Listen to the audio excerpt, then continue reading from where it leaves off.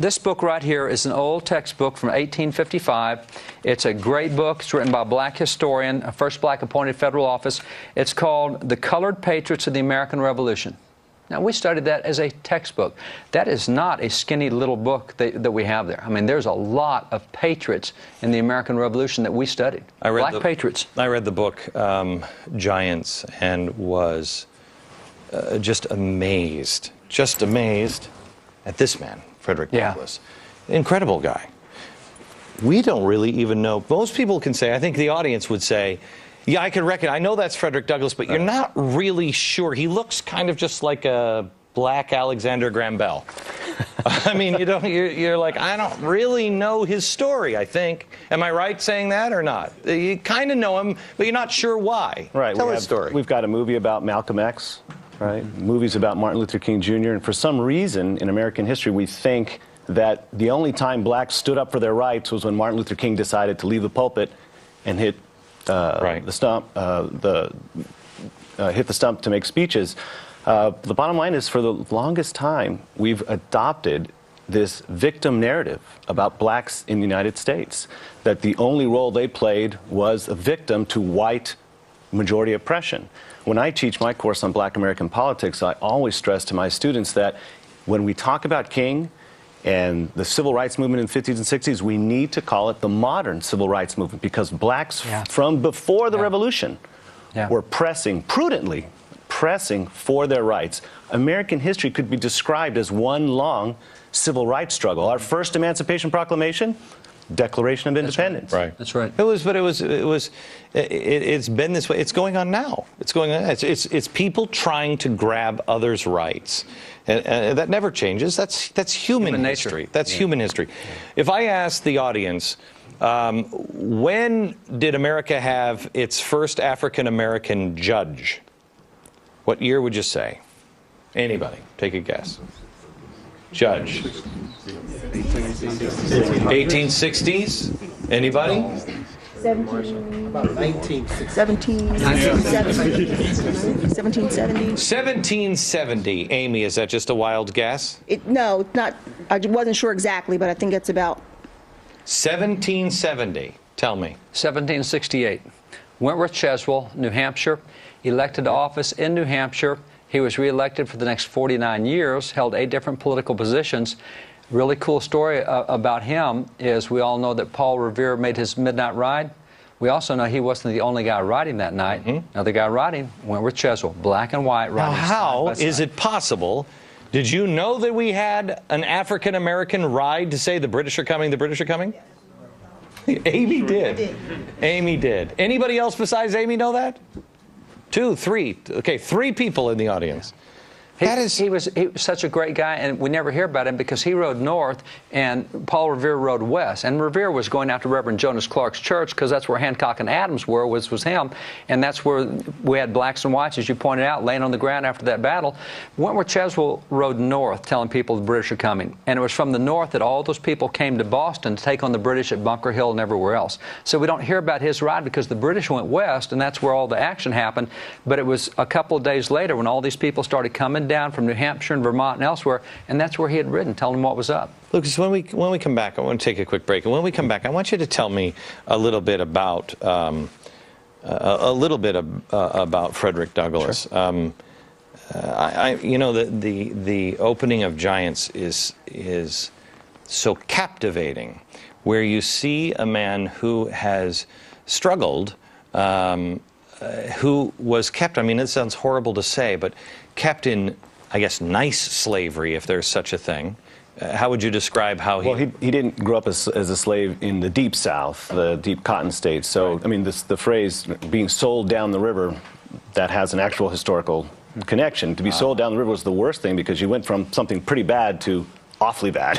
Right, okay. So a slave in Maryland is not as bad as being a slave down in the Delta. And what happened to his family where he was originally held? Because they sold him. They sold him. He never knew his siblings. Met his mother, or had vague memories of his mother maybe a few times. He remembers her calling him my little Valentine, and that's why he dates his birthday February 14th, but he doesn't have a birth certificate. He doesn't know when he was born. Okay. We think February 1818. Okay, so he was in, slavery that was northern slavery, but then he was sold into horrible, horrible conditions, and he witnessed for the first time somebody's whipping him, and he's like, whoa, whoa, whoa, what is this all about?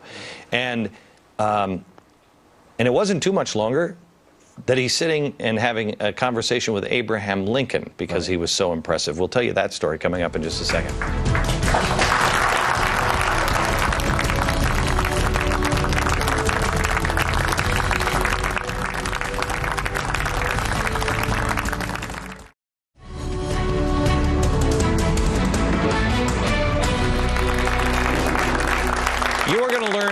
About our founders and the role that African Americans played in the founding of this country in the next 15 minutes than you probably have learned your entire life. Back with me is David Barton, founder and president of Wall Builders, and Lucas Morel. He is a professor at Washington and Lee University in Virginia. I want to go back to Frederick Douglass here because Frederick Douglass actually was very upset at our founders because he said, I'm not just 3/5 of a human being, I'm a full human being. This is an argument that is used even today that Frederick Douglass corrected. Yes. Tell me the story. What happened was after he escaped in 1838, he ended up in New York. In New York, he gets discipled by a lot of anti-slavery folks, and that's the Lysander Spooners and Gerrit Smith and William Lloyd Garrison, etc. And Massachusetts society hears him do his testimony, and they said, oh, man, you got to speak for us. Well, in the meantime, they're saying, you know, you need to overthrow the Constitution because the Constitution is a slavery document. The founders gave us slavery in the document, and there's all these clauses of slavery. And he believed that. But bless his heart, when the Massachusetts Anti-Slavery Society said, we want to pay you to go on the road full time, he said, okay, I got to make sure I know this stuff. So he sat down and read the Constitution for himself, not just what the guys had taught him. He read it himself, and he read the documents surrounding it, the debates going around it. And he comes out with this epiphany and says, this is a great anti-slavery document. And he says, every clause in it. You go, whoa, time out. How can the 3/5 clause be an anti-slavery clause? Real easy. He read the convention notes. What happened was you had all these anti-slavery founding fathers. You had, for example, James Wilson. You had Elbridge Gerry. You had Luther Martin. Ben Franklin. All these guys, all these anti-slavery guys. And you had 3 hardcore southern states that were pro-slavery. There's Georgia, North Carolina, South Carolina. And so the Constitution says every 30,000 inhabitants you have, you get a representative to the House of Representatives. And in South Carolina and Georgia, there's more blacks than there are whites, and they're slaves. And they said, great, every 30,000 slaves we've got, we'll get another member of Congress. Guys up north said, no, no, no, we're not doing that. If you want to count them, you free them. Every free person you have, you can get 30,000. You can have, and they said, no, no, we're going to count this, or we're not going to be part of these United States. So the debate goes back and forth. And what's really funny is the guys in the South said, you know, blacks are property. I love they're not people. They're not people, but they want to count them as people. And see, the guys in the North said, no, every black is equal to a white. We're all created equal. You get 30,000 free blacks. You get a member of Congress, and that was the incentive to free blacks. It was you get to count them for Congress. So the guys up north started having fun with the guys down south. They said, you know, you guys say that blacks are property, and Elbridge Gerry did this, and Luther Martin did it out of Maryland. They said, okay, here's what we're going to do up north: is you're counting 30,000 pieces of property, get a member of Congress. We're going to count 30,000 chairs and horses and cows. We'll count our property. Every 30,000 piece of property we get an anti-slavery member to Congress.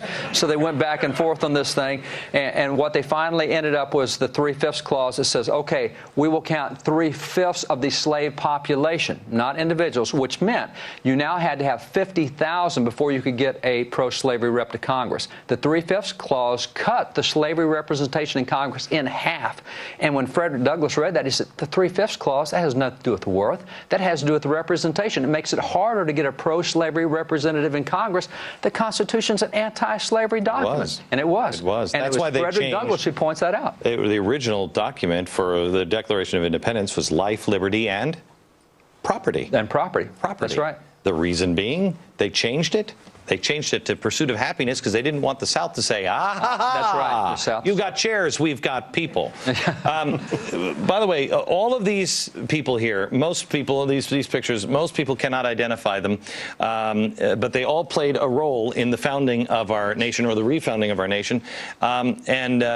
These people are now in the textbooks because of Texas, because of what happened. These people, they fought to put these people in.